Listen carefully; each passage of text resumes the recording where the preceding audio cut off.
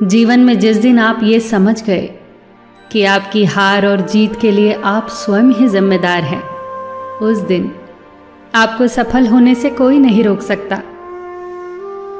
पूजा करते हो तो विश्वास करना सीखो, बोलने से पहले सुनना सीखो, खर्च करने से पहले कमाना सीखो, हार मानने से पहले फिर से कोशिश करना सीखो, रिश्ते बनाने से पहले निभाना सीखो, रोने से पहले किसी को हंसाना सीखो और मरने से पहले खुलकर जीना सीखो। एक खुशहाल जीवन जीना है तो ये बातें याद रखना।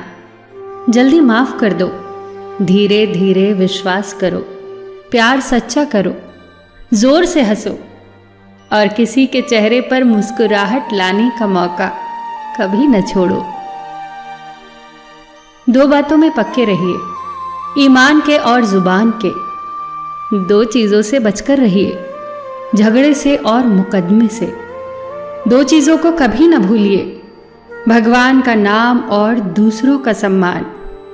दो चीजों का ध्यान रखिए, कहिए वह जो सच्चा हो और करिए वह जो अच्छा हो।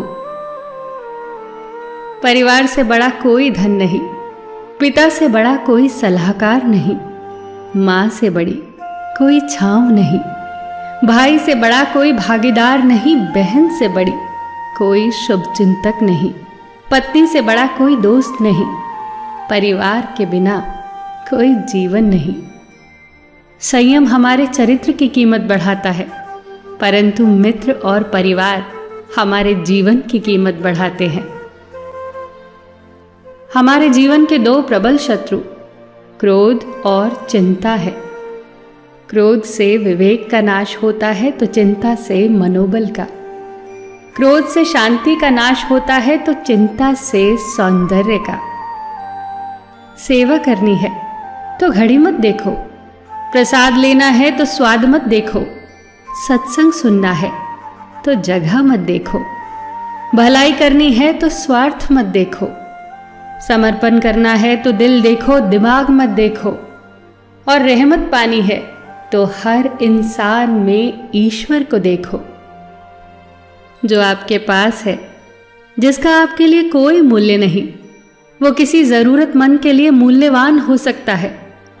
आपके पास जो है उसकी इज्जत करना सीखिए, क्या पता उसे पाने के लिए कोई रोज तड़पता हो। जो लोग तुम्हारी बुराई करते हैं वो सदैव करेंगे, करते ही रहेंगे, चाहे तुम अच्छा करो या बुरा।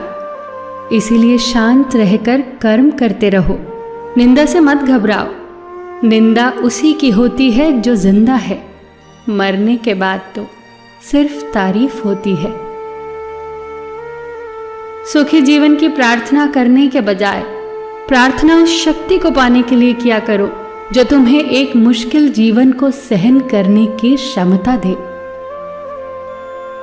अपने कर्मों में अपने आप को पूरी तरह से समर्पित कर दो। जिस काम को तुम शुभ और उचित समझो उसे खुलकर करो, पूर्ण समर्पण से करो। चाहे वो भक्ति हो, विद्यार्जन हो, साधना हो, सेवा हो, तप हो, तपस्या हो, दोस्ती हो, गृहस्थी हो या फिर प्रेम हो, जो भी करो पूर्ण तन्मयता से करो। कड़वी गोलियां चबाई नहीं जाती, निगली जाती हैं। उसी प्रकार जीवन में अपमान, असफलता, धोखे जैसी कड़वी बातों को सीधे गटक जाओ। उन्हें चबाते रहोगे, अर्थात सदैव उन्हें याद करते रहोगे, तो जीवन कड़वा ही होगा। पैसा तो सब कमाते हैं, दुआएं भी कमाओ। दुआ वहां काम आती है जहां पैसा काम नहीं आता।